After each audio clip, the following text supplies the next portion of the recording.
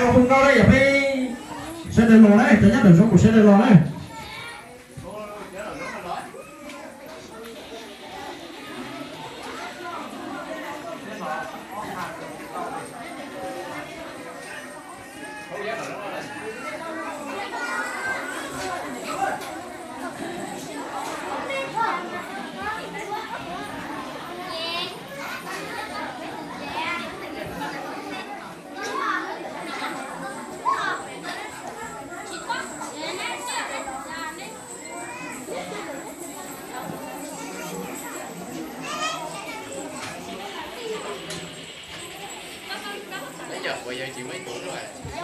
Chỗ anh xài phần đó không có đấy giờ. Chỗ anh xài chỉ nhớ đó cho mấy người giàu này. Cái sẽ là thì lái xe. Chỗ anh xài này rồi. Chỗ anh xài phần đó không có này rồi. Cái sẽ thì nói cái gì đấy rồi.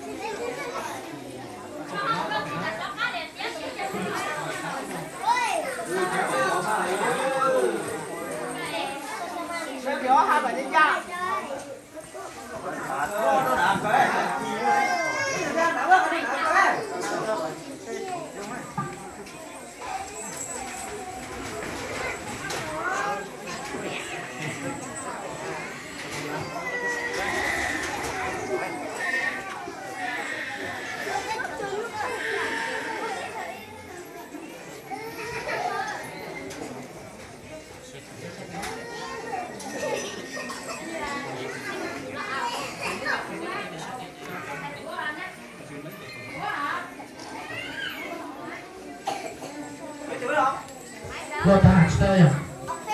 Tôi xuống lên tiền đi à? Nên đổ 6 đủ rồi à?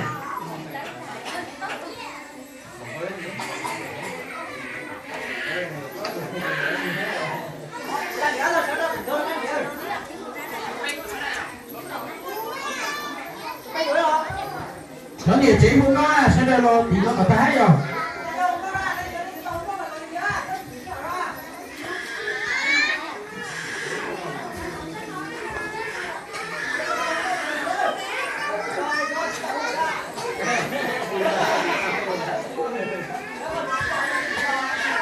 Xuống là tiền rồi cơ thế rồi. Rồi cả tàn đấy. Rồi. Nên có chỗ tôi tàn này.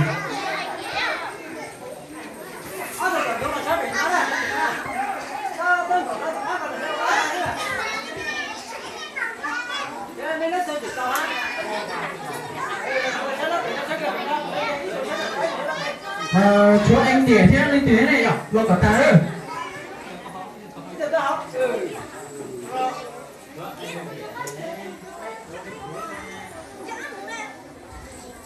Rồi sẽ tàu mà nên chọn đi luôn trong chỉ đó.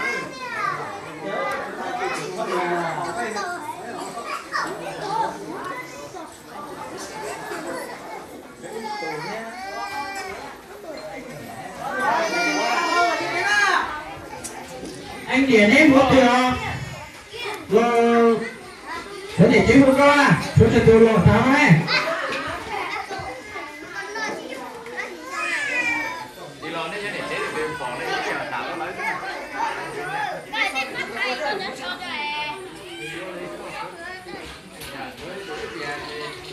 nên cho không có nên cho số từ từ này phải đi cho nó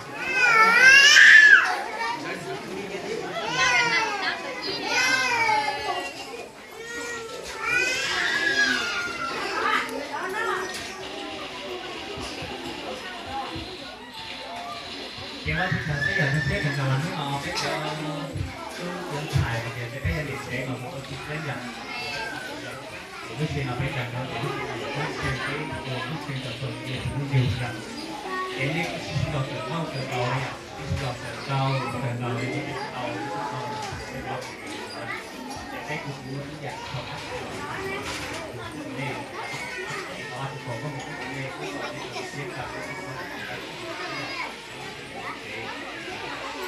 thì cũng chỉ để cho nó biết được thực tế của mình người rằng Đó là nó chơi bây giờ chơi một sở tục quá.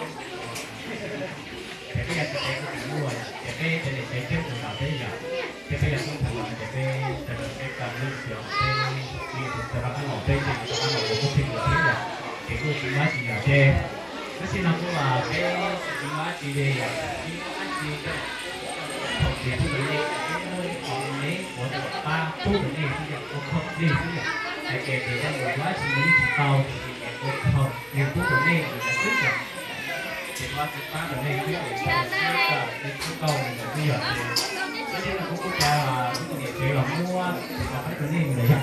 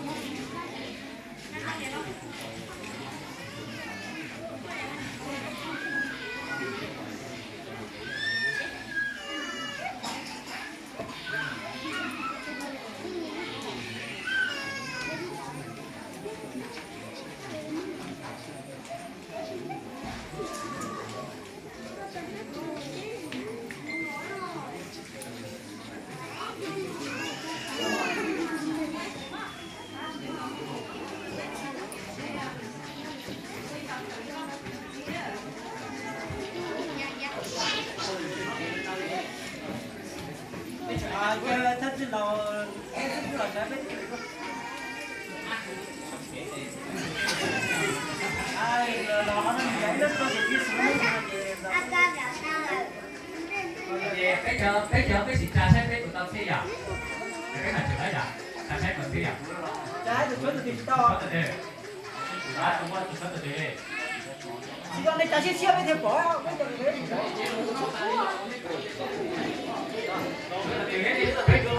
cái này thì sẽ không được thì ha cái hai cái từ từ nó từ từ kìa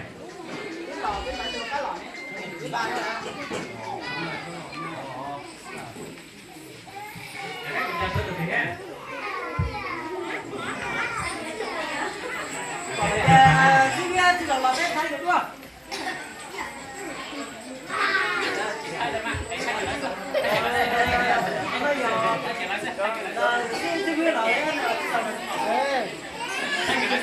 Thôi